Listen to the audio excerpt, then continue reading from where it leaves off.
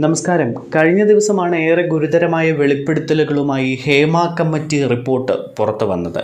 Hema committee റിപ്പോർട്ടിലെ വെളിപ്പെടുത്തലുകൾ കണ്ട് കേരളം ഞെട്ടിത്തരിച്ചിരിക്കുകയാണ്. അതുമായി ബന്ധപ്പെട്ട ചർച്ചകളും പുരോഗമിച്ചു കൊണ്ടിരിക്കുകയാണ്. നാം കാണുന്ന മലയാള സിനിമയല്ല യഥാർത്ഥത്തിലെ മലയാള സിനിമ എന്ന് വിളിച്ചോതുന്ന ഹേമ കമ്മിറ്റി റിപ്പോർട്ടിൽ കാസ്റ്റിംഗ് കൗച്ചും അഡ്ജസ്റ്റ്മെൻറ്റും ഒപ്പം തന്നെ കോംപ്രമൈസും ഒക്കെ പ്രതിപാദിക്കുന്നുണ്ട്.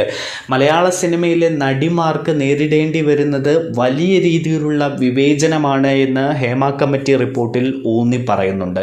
അതുമാത്രമല്ല, ഒരു പ്രമുഖ നടൻ നയിക്കുന്ന 15 അംഗ മാഫിയ സംഘമാണ് മലയാള സിനിമയെ പിടിച്ച് നിർത്തുന്നത്. ആ സംഘത്തിൻ്റെ നിയന്ത്രണത്തിലാണ് മലയാള സിനിമ എന്ന് ഹേമ കമ്മിറ്റി റിപ്പോർട്ട് വിളിച്ചു പറയുകയാണ്.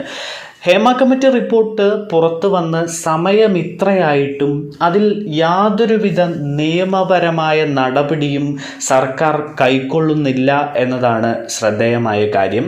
കഴിഞ്ഞ ദിവസം സാംസ്കാരിക വകുപ്പ് മന്ത്രി സജി ചെറിയാൻ മാധ്യമങ്ങളോട് പറഞ്ഞതും അതുതന്നെയായിരുന്നു. ഹേമ കമ്മിറ്റി റിപ്പോർട്ടിൽ നിയമപരമായ നടപടി സർക്കാർ എടുക്കില്ല, എന്നാൽ കമ്മിറ്റി റിപ്പോർട്ടിൽ പ്രതിപാദിച്ചിട്ടുള്ള മൊഴി നൽകിയ ഏതെങ്കിലും നടിമാർ പരാതിപ്പെട്ടാൽ മാത്രമേ നിയമ നടപടി എടുക്കുകയുള്ളൂ എന്ന്. ഇന്ന് മുഖ്യമന്ത്രി മാധ്യമങ്ങളെ കണ്ടപ്പോഴും ഇതേ കാര്യം തന്നെയാണ് പറഞ്ഞത്.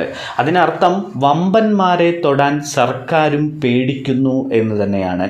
ഹേമ കമ്മിറ്റി റിപ്പോർട്ടിലെ ആ പ്രതിപാദിക്കുന്ന പവർ ഗ്രൂപ്പിലെ വമ്പന്മാർ ആരൊക്കെയാണ് എന്ന ചോദ്യം സോഷ്യൽ മീഡിയയിൽ ഇപ്പോൾ ഉയർന്നു കഴിഞ്ഞു.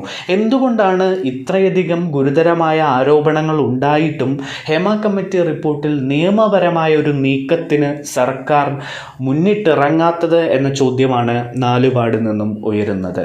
ഈ വമ്പന്മാരെ പേടിച്ചാണോ സർക്കാരും നിൽക്കുന്നത് എന്ന ചോദ്യം ഉയരുന്നുണ്ട്. എന്തായാലും കേരളത്തിൽ ഇതുമായി ബന്ധപ്പെട്ട ചർച്ചകൾ ഇനിയും തുടരും.